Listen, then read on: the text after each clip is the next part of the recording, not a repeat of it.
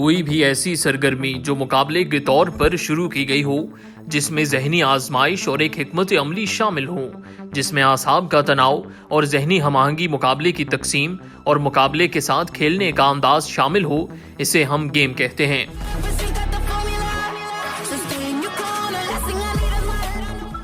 Games तजस्सुस, उम्मीद परस्ती, तख्लीकी सलाहियतों जैसे मुस्बत जज्बात उभारने में मदद देते हैं। ये जज्बात खेलने के बाद भी काफी अरसे तक असरअंदाज रहते हैं, जब तक कि कोई आपके आला स्कोर को हरा नहीं देता। खेल इसलिए नहीं कि यह आपके लिए अच्छा है, बल्कि इसकी वजह यह है कि तफरीह का बाइस बनता है, दिमाग और आसाब को मजबूत करता है। मुख्तलिफ अदवार में मुख्तलिफ गेम्स आईं, तरह तरह के खेलने के तरीके मंजर आम पर आए। इस वक्त गिनी चुनी गेम्स थीं, ज्यादातर फिजिकल एक्टिविटीज हुआ करती थीं, जिनमें पेश पेश रहा जाता था।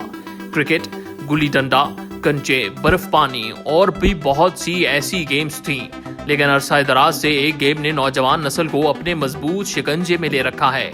औरतें, बच्चे, बड़े सभी इसके जहर में मुब्तला दिखाई देते हैं, जिसे आप और मैं पबजी के नाम से जानते हैं।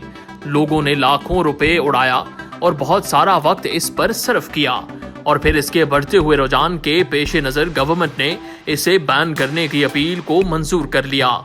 लेकिन नौजवान नस्ल के पुरजोर इसरार और एहतजाज के बाद इस्लामाबाद हाई कोर्ट ने पाबंदी हटा दी और नौजवानों में खुशी की लहर दौड़ गई। पबजी आखिर है क्या? ब्रेंडन आइलैंड का रहने वाला था। ये इसका तख्लीककार समझा जाता है। 2016 पबजी के आगाज का दौर था। 23 मार्च 2017 को बेआखिर वो वक्त आ गया जब लोगों की रसाई इस गेम तक मुमकिन हो गई।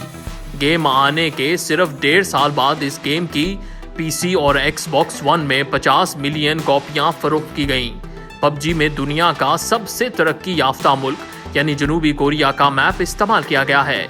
बाद अज़ां एक नई चीनी कंपनी के साथ शराकत दारी की गई। सबसे ज्यादा ये खेल भारत में खेला जाता है।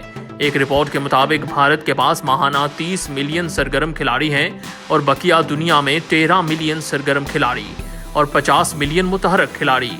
ये गेम जनूबी कोरिया के कंपनी ब्लू होल स्टूडियो के मातहत शाया की गई। ये एक मुत्तहद गेमिंग ब्रांड है जिसका नाम टेवन क्राफ्टन यूनियन है, जो 20 दिसंबर 2017 को रिलीज की गई। इसके डिजाइन और तस्वीर की क़यादत ब्रेंडन ग्रीन ने की, जिसको समाजी प्लेटफॉर्म पर मिस्टर नवाकिफ के नाम से जाना जाता है।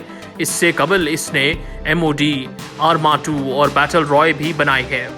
मोबाइल में पबजी को 19 मार्च 2018 को जारी किया गया। इससे हासिल होने वाली यौमिया रकम तकरीबन $6,500,000 हैं। मोबाइल की पबजी सेंसर टावर के तखमीने से पता चलता है कि मजमूई आमदनी $30 मिलियन है। पाकिस्तान में जब कोरोना अपने अरूज पर पहुंचा तो एक ही गेम थी जिसने नौजवानों का दिल बहलाया और क्वारंटाइन पीरियड को अच्छे से गुजारने का मौका दिया। लेकिन फिर देखने में आया कि PTA ने इस गेम को बैन करने की अपील की और कुछ अरसे बाद ये गेम बैन भी हो गई। एहतजाज और मुजाहिरे किए गए। फिर ये केस नौजवान नस्ल के हक में रहा और नौजवान नस्ल को डिजिटल जहाद की इजाज़त मिल गई।